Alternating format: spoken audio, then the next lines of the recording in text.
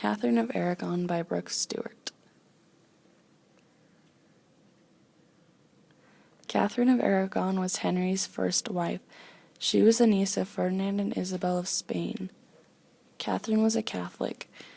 Catherine married for Henry 14 months after her previous husband, Arthur, had died. Arthur was Henry's older brother. Catherine's marriage with Arthur was arranged. After he died, it wasn't considered a true marriage.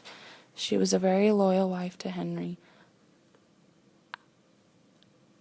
After they married, they had a daughter named Mary. Henry was disappointed that he hadn't gotten the son he wanted to take the throne, so he sent Mary away.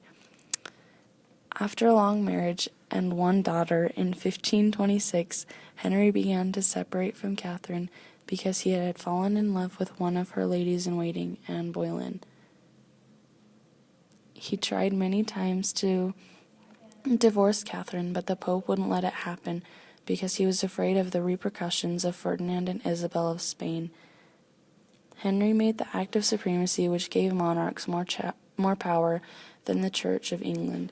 He then divorced Catherine and married Anne Boleyn.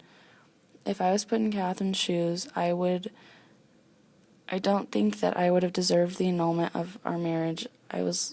Catherine was very loyal to Henry, but she couldn't give him a son. I wouldn't have let him send my daughter away. Mary was the rightful heir to the throne. Anne Boleyn by Nikita Trammell. Anne Boleyn was the second wife of Henry VIII.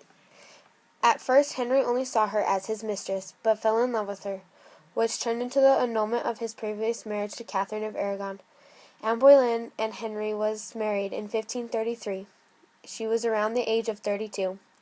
Anne Boleyn was considered moderately pretty, but one must consider what pretty was in the 6th century. Anne was the opposite of pale, blonde-haired, blue-eyed image of beauty.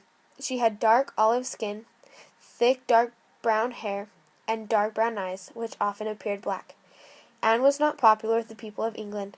In this period, records show that Henry began to spend more and more on Anne, buying her clothes, jewelry, and things for her amusement, such as playing cards and bows and arrows.